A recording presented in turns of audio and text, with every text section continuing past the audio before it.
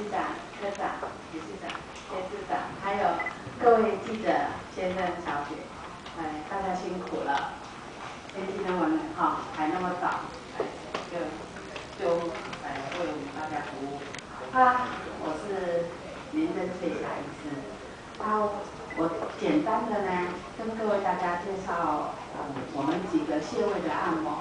那穴位的按摩，首先呢，我们是足三里嘛哈。足三里其实刚刚监事长跟理事长呢，他们已经有示范了，但是我还是用口头语呢再讲解一次。那足三里是我们的两个鼻骨。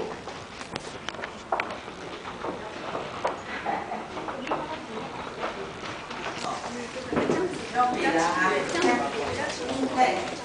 就是这个是膝盖，对不对？膝盖有一个凹陷的地方，就叫鼻肚。那鼻肚呢，顾名思义就是小牛的那个我们要不是因为砍骨的那个更平啊，就是这个凹洞。然后从这个凹洞呢，我们4个手指头哈，而且是你个人的同身寸哦，就是不是说我是有一个很帅的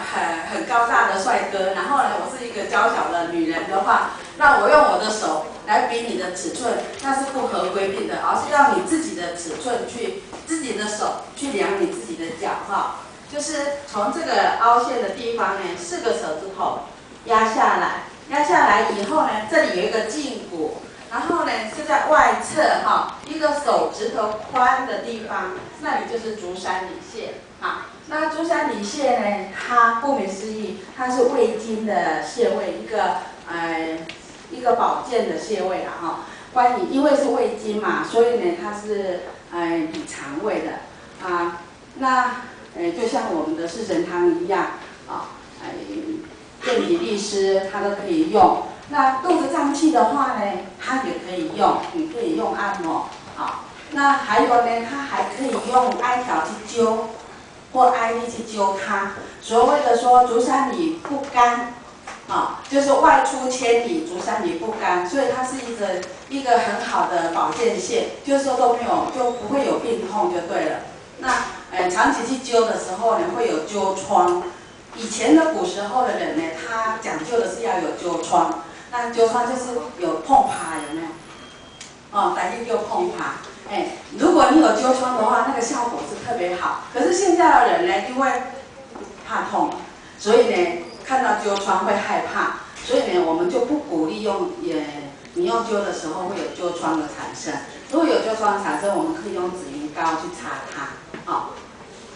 那足三里穴，它还可以刺激我们的胃酸的分泌。好，所以呢，它可以，比如说你不是属于胃酸过多的肚子胀气啦，或者是说，你是胃寒的肚子胀气啦，胃寒的肚子胀气你可以用灸的哈。那不是胃酸的肚子胀气的话，你可以用针的或者是用手去按摩它。它因为它是保健穴嘛，所以呢，它还可以让你呢，增强你的免疫力。好，接下来我再介绍的就是一个合谷穴。那合谷穴呢，它是我们的手的那个拇指张开啦，那你用你的另外一个手指头，你用你的另外一个手指头，从这个合谷的边缘哈，去量它，就是你这个横骨有没有这个横段，就是第一节的那个拇指的那个第一节，然后这个横断面呢，你去做一个标准按下去，这个就是合谷穴。好，那合谷穴呢，所谓的头面合谷收哈，所以说头部的所有的疾病，合谷穴都可以按压，尤其是额头的地方。那我们有一种头痛，好，我都称它为那种叫法夫型的头痛，也就是说，从这个地方就好像我们的那种带一个法圈哈，法夫，然后是从这边地方痛到这边来，一个像法圈一样的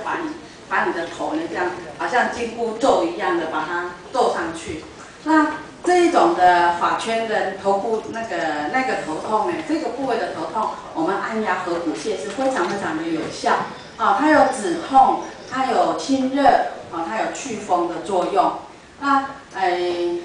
还有如果说我们的太冲穴加上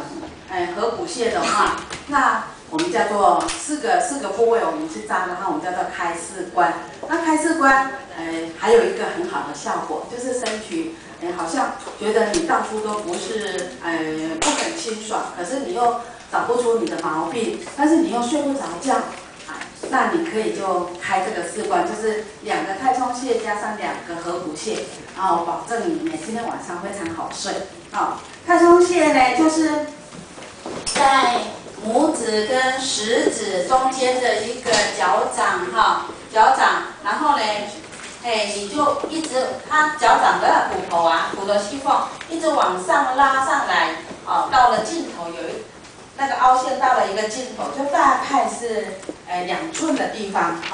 ，2寸的地方那个叫太冲，然后太冲它是肝经的穴位，那肝经的穴位，它一方面太冲还可以治疗我们的眼睛的模糊啦，老人家的眼睛的那种，像一些白内障啊，或者是视力模糊啦，或者是干燥啦，那个太冲穴都可以用。所以太冲加上合谷呢，2个加起来，它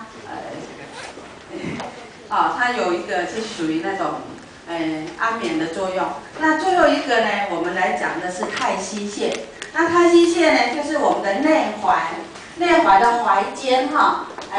对着踝尖，然后呢，它的0.5寸的地方，是在内踝啊。然后它因为是肾经，所以呢，它有补肾的作用。然后因为是肾经又肾属水，所以呢它还有利水的作用所以呢它腰酸肾气比较弱的都可以按压我们的太溪穴。好，我简单的呢就介绍我们几个保健的穴位，谢谢大家。谢谢。